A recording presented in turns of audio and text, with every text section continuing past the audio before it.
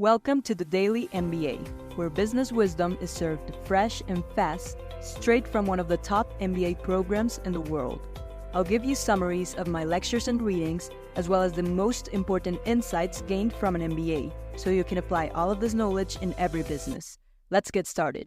On our previous episode, we were studying how to use incentives and what are the things that are restraining us from using as much incentives as we should in today's world.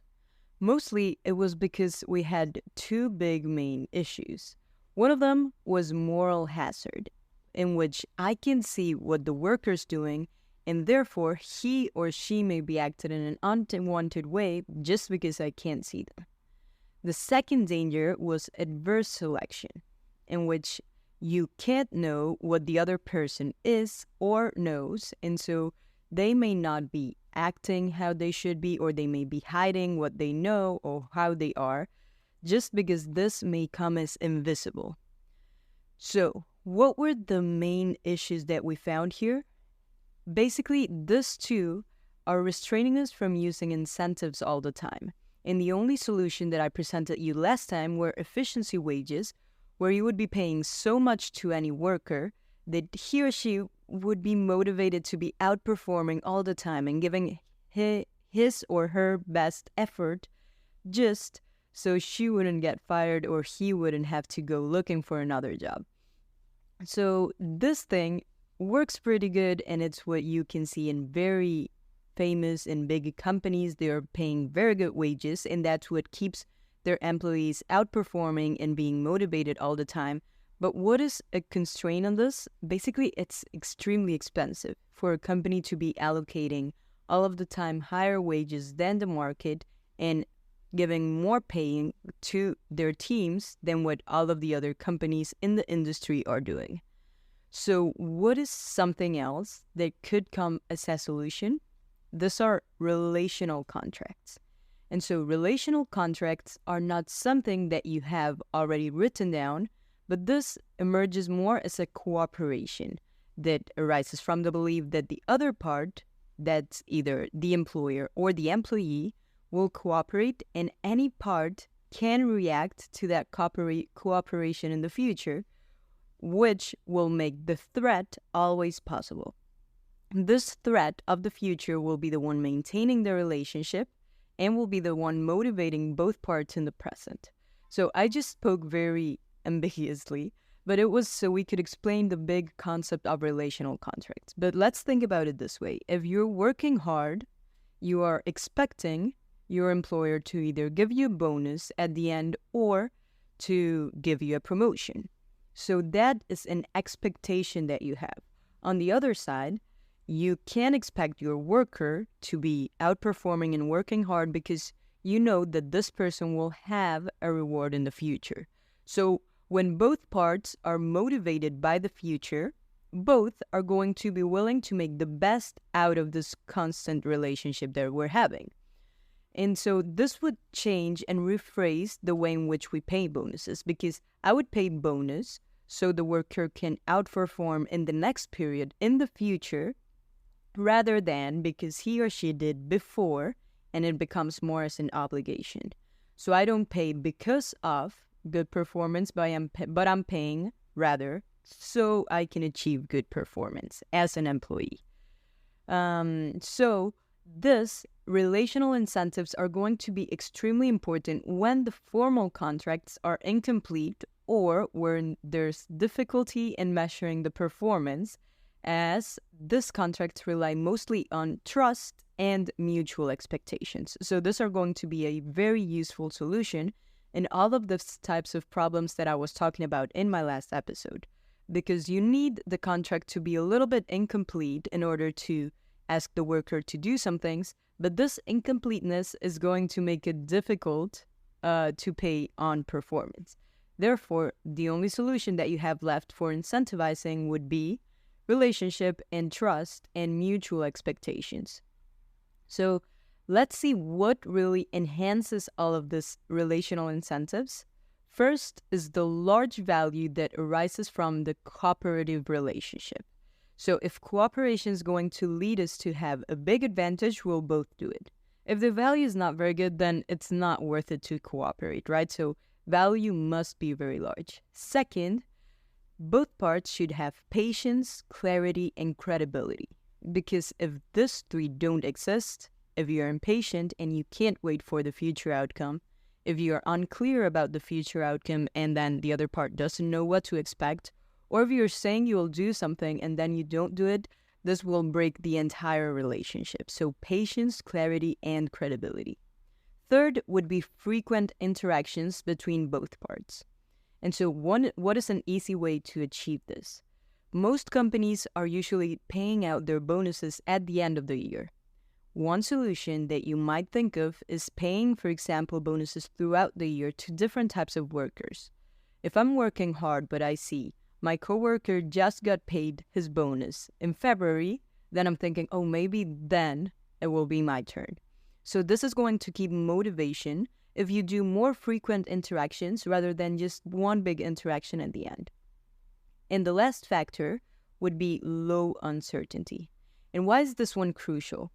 And think about it in specifically tech companies. What if a company is saying, okay, we're growing a lot. If we manage to reach our goals, we'll pay the bonus. And you do it, but then they're like, I'm sorry, this year we couldn't reach our goal, but next year we'll keep paying you. And then maybe next year they can't again. When the environment is uncertain, this is pulling one of the sides back down because you're no longer motivated. You don't know if the other part will do its job. And it's not even because you don't trust them, it's just because the environment is very uncertain.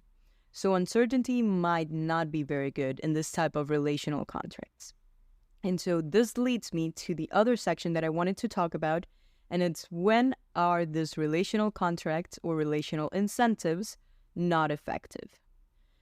First, as I was explaining, in uncertain situations, or also when you have an asymmetric payoff. And for this relational contracts, I want you not only to think about employer and employee relationships, but maybe also with your suppliers.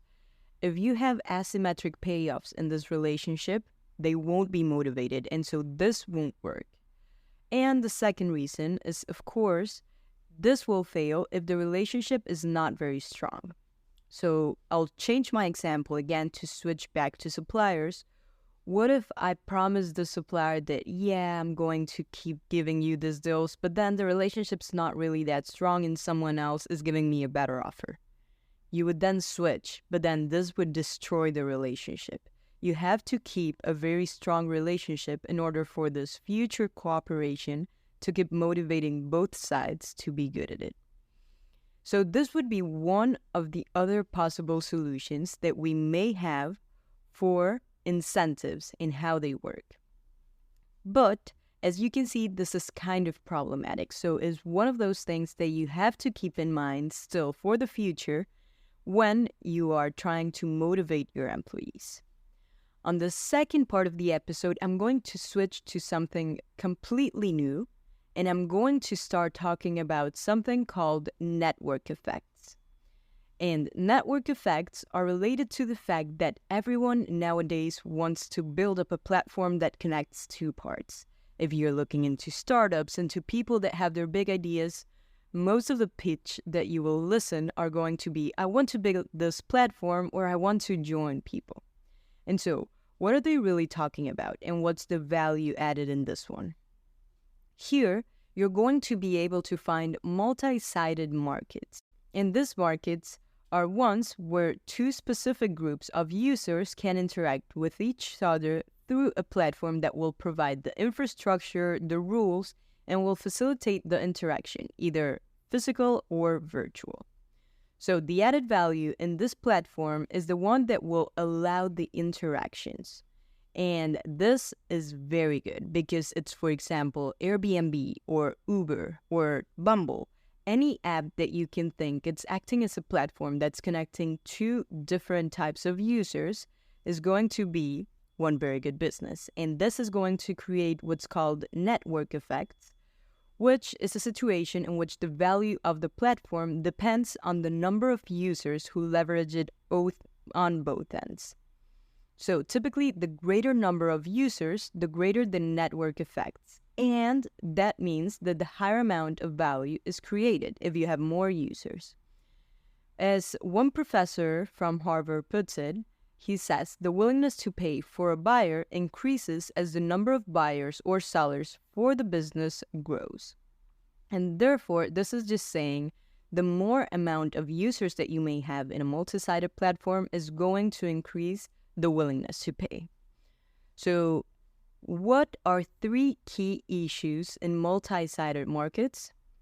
First, how do you manage to get your first user? If the value comes from the relationship, then it's going to be hard finding the first users in the platform. And one rule of thumb would be that you can subsidize those who increase others' willingness to pay.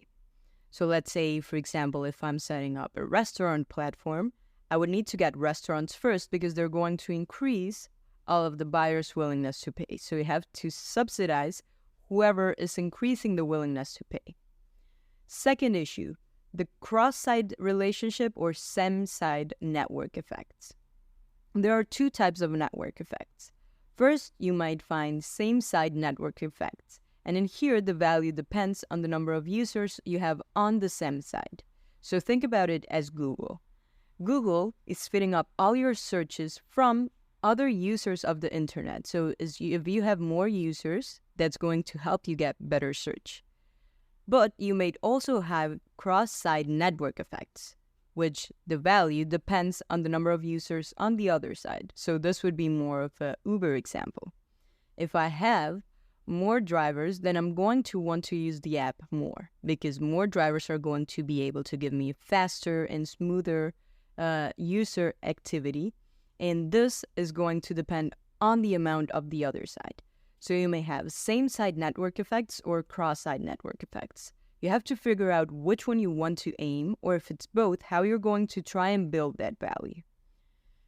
Third issue in the multi-sided market after first users and determining the cross or same-side network effects would be who should be the one charged. And this one's a crucial one because this becomes like a chicken and egg problem. Who should you charge that's using these platforms? Usually, as a rule of thumb again, you should charge the size that is less price sensitive and therefore has a more inelastic demand. Or second option is you should charge those who most value the access to the platform and then subsidize those who bring others into the platform. So how to optimize network effects is going to be something that's very difficult. And that's why most of the startups or small players that want to create a network are not able to be as the leaders of this part. Because the leaders manage to do these four things very good. First, you have to get a network that's not clustered. You want your network to be connected and expanded very easily. If it's clustered in just one location, you can't expand it or replicate it. And then the value is going to be trapped and it can't grow.